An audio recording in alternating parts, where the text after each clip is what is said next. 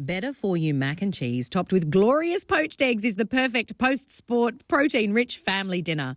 Simmer down some sweet potato and cauliflower and soak some raw cashews in boiling water until soft. Save some of that veggie cooking water and then blitz up the veggies, nuts, some olive oil, garlic, paprika, nutritional yeast and a pinch of salt along with that veggie cooking water, and what you get is a silky smooth veggie-packed, not cheese, dairy-free sauce that goes on everything. It is so good. But it's time for the main event, the extra protein of our perfectly poached eggs for the crowning glory.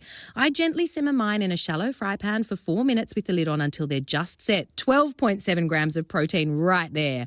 Add peas to your pasta for the last minute of cooking, then drain it all and stir through that dreamy, creamy, silky vegetable sauce and top it all off with your perfectly poached, protein-packed eggs.